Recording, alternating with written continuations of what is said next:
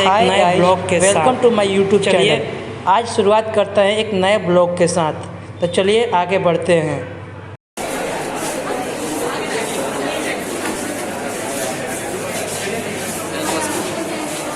Guys, एक ऐसा घास के बारे में बात किया जाएगा जो हमारे लिए बहुत ही हानिकारक है। देखते हैं वो घास का नाम। यही वीड है जो हमारे लिए बहुत हार्मफुल है। इसका नाम गाजर घास है। चलिए आगे बढ़ते हैं। अभी हम लोग फील्ड में जा रहे हैं, वहीं पर सर इस घास के बारे में, इसके हानि के बारे में बताएंगे। चलिए आगे चलते हैं। अभी हम सब धीरे धीरे फील्ड में पहुंच रहे हैं, वहीं पर लास्ट में एडिट करते समय बोल देंगे हानि के बारे में सर बताएंगे।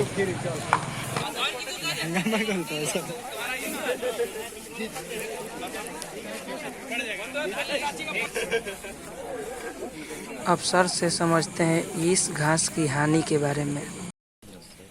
पार्थेनियम जागरूकता सप्ताह, ठीक, ये आईसीआर का जो एक वीट साइंस रिसर्च सेंटर है उसके तरफ से हर साल मनाया जाता है 16 अगस्त से 22 अगस्त के बीच। जनरली यही डेट होती है, ठीक। अभी भी इस साल मनाया जा रहा है, आज आखिरी दिन है, ठीक है।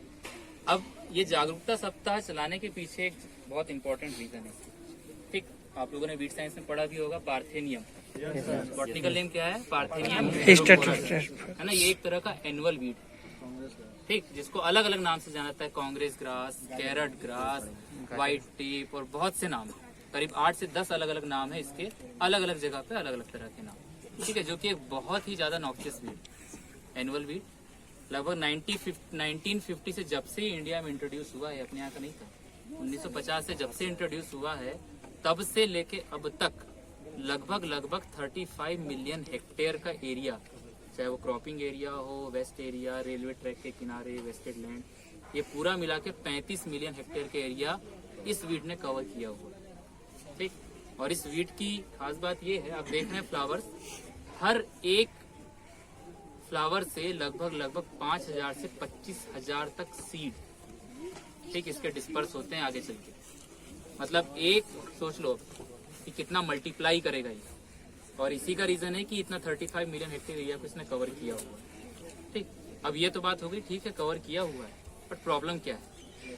प्रॉब्लम ये है कि आप भी जानते हैं प्लांट कंपटीशन, एक भाई हमारी क्रॉपिंग एरिया को डिस्ट्रॉय कर रहा है, ठीक है। कहीं ना कहीं हेल्दी कंपटीशन नहीं हो पा रहा है, अनहेल्दी कंपटीशन ज्यादा हो रहा है, एक बात। दूसरी बात कि पार्थेनियम के साथ एक दिक्कत है कि ये ह्यूमन हेल्थ के लिए भी बेनिफिशियल नहीं है बिल्कुल, ठीक। डर्मेटिटिस, स्किन की एक प्रॉब्लम है, ठीक। इसके अलावा हे फीवर, एक हे फीवर नाम का एक डिसीज है, वो भी इस पार्थेनियम वीट की वजह से होता है, ठीक। इसके अलावा अस्थमा की परेशानी, जो इससे पॉलन या फिर सीड डिस्पर्स हो रहे हैं उसकी वजह से अस्थमा की परेशानी, और इसके अलावा जो एनिमल्स ग्रेजिंग करते हैं उनके लिए भी ये हार्मफुल है, ठीक। तो आप देख रहे हो इसका कितना ज्यादा निगेटिव इम्पैक्ट। तो ये सारी चीजों को ध्यान में रखते हुए, ठीक है, ये जागरूकता सप्ताह मनाया जाता है कि एज एन एग्रीकल्चरिस्ट हमारा ये एक ड्यूटी हो कि हम लोगों को अवेयर करें इस वीट के बारे में, और उन्हें ये बताएं कि किस तरह से इस वीट को कंट्रोल किया जा सकता है।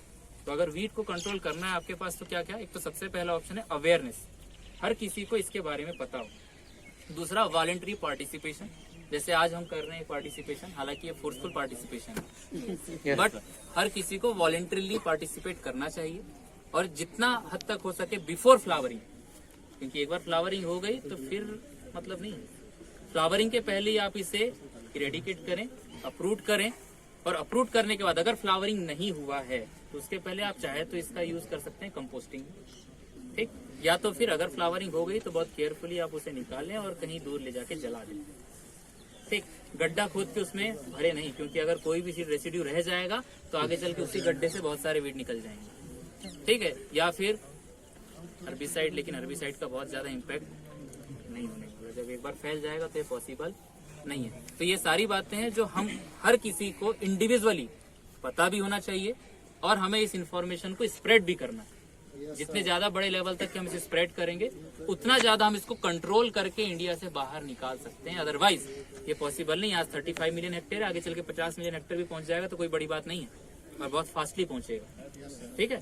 तो इसी बात को ध्यान में रखते हुए आप सभी लोग वॉलंटरी पार्टिसिपेट करें, एक अकेला सप्ताह नहीं होना चाहिए, पूरा साल ये होता रहे। ठीक है, तो जहाँ कहीं भी आपको आपके इस कैंपस में वीड दिखता है, सबसे पहले शुरुआत अपने घर से करो। जहाँ कहीं भी दिखता है, केवल आज ही नहीं, जब कभी भी आते जाते में जहाँ ये वीड दिख जाए, लेकिन उखाड़ के फेंकना नहीं है कहीं भी। ठीक, बहुत केयरफुली, समझदारी के साथ, एज एन एग्रीकल्चरल स्टूडेंट समझदारी के साथ उसे डिस्पोज करें। ठीक है, सबसे पहले कि इसमें ग्लव्स वगैरह पहन के ये करते हैं, समझे। तुम लोग जल्दी जल्दी चले आए हो, अभी बांटने वाले थे, क्योंकि अभी सर बताया कि इससे स्किन डिजीज हो सकता है, ठीक है ना। तो सबसे पहला प्रिकॉशन ही लिया था। ठीक, अब रहा सबसे बड़ी बात कि इसको कंट्रोल कैसे किया जाए। पेस्टिसाइड, हर्बिसाइड से तो बहुत कंट्रोल हो रहा है, ठीक ना। जितना इसको कंट्रोल नहीं हो पाता है, उससे ज्यादा हमारा जो हेल्थ सॉइल है वो गड़बड़ जाता है, ह्यूमन हेल्थ भी गड़बड़ हो जाता है, ठीक ना। उससे क्या है, हम उसको रिड्यूस करते हैं, हम उसका यूज नहीं करते हैं। इसको कंट्रोल करने का सबसे बेस्ट एक बायो एजेंट है, तुम लोग को बताए होंगे या दिखाए भी होंगे पिछले बार भी, या हमेशा दिखाते हैं जब भी, कि जाइगोग्रामा बाइकोलराटा। यस सर, सुने हो सब? ये बताए हैं? यस सर, बताएं। लिख लो सब, JRF में या कहीं कंपटीशन में बहुत पूछता है। जाइगोग्रामा बाइकोलराटा ये कोलेप्टेरन है। ये क्या करता है कि इसका जो फ्रूटिंग बॉडी है, डिस्पर्सल यही से होगा ना जी। यस सर, 17,000 तक 25,000 तक इसका सीड जाता है, ठीक ना। जब इसी को खा जाएगा, जो जाइगोग्रामा बाइकोलराटा बायो कंट्रोल एजेंट है, इसी को खाता है, इसी पे फीडिंग करता है। जब इसको खा जाएगा तो कंट्रोल करना आसान हो जाएगा। समझ गए? ठीक ना। इसको ज्यादा हमको बढ़ावा देना है, ठीक ना। और हर्बिसाइड वगैरह यूज करते हैं, लेकिन उससे ज्यादा नुकसान है। इसकी सबसे बड़ी बात की, जैसे बहुत बच्चे आज पूछ रहे थे सर क्या मना है, हम लोग को क्यों मना रहे हैं, क्या है, यानी कहने का तुम लोग एग्रीकल्चर पढ़ रहे हो, तुमको यही नहीं मालूम कि पार्थेनियम ग्रास क्या है। बहुत लड़के पूछ रहे थे, इसीलिए जागरूकता फैलाने के लिए ही हम लोग इसको मनाते हैं। यस सर, और हम लोग इसको मैनेज नहीं करते हैं, हम लोग इसको कंट्रोल करते हैं, इरेडिकेशन करते हैं, ठीक ना। मैनेज कब करते हैं, जब हमको हुई कि भाई वो इकोसिस्टम का पार्ट है, हम जरूरी है सबके लिए, लेकिन हमारे सभी के लिए, किसी के लिए फायदेमंद नहीं है, किसी के लिए भी, कैटल के लिए भी नहीं, या किसी के लिए भी नहीं, यानी इससे सिर्फ नुकसान ही नुकसान है। तो इसको हम कंट्रोल करते हैं। इसका हम लोग का ये रहता है कि इसको इरेडिकेट कर दिया जाए, खत्म कर दिया जाए। ठीक, अभी सर हम लोग क्या करेंगे, याद हो गया तुम लोगों को? क्या जाइगोग्रामा बाइकोलराटा, ये बायो कंट्रोल एजेंट है, जो इसके फ्रूटिंग बॉडी को उसी से फीड करता है, उसी को खाता है। Zygogramma Zygogramma बाइकोलराटा। बॉटनिकल नेम क्या है? पार्थेनियम स्टेरोफोरस। पार्थेनियम एनुअल वीड है, ठीक है। कब इंट्रोड्यूस हुआ? 1950 में। 1950 में।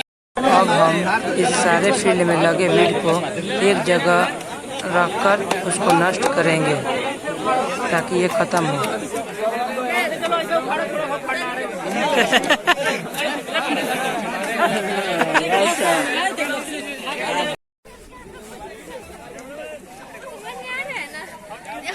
और 2-3 कबाड़ लेते हैं, ये नहीं धर।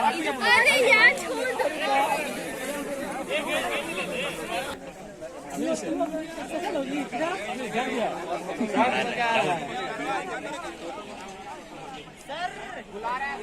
चलिए सब।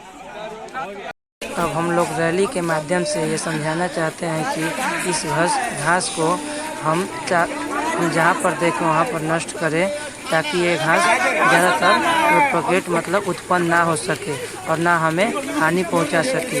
ये घास बहुत तरीक़ों से हमें हानि पहुँचाता है, चाहे वो इंसान हो या वह मिट्टी हो या पौधे हो, अनेक प्रकार से यह हानि पहुंचाता है।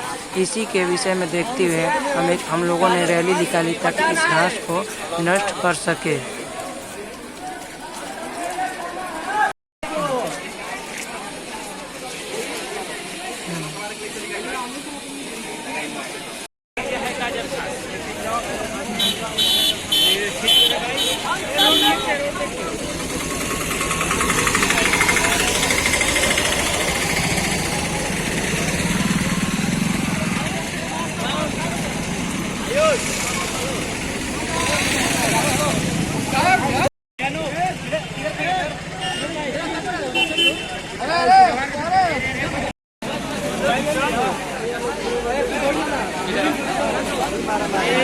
पहले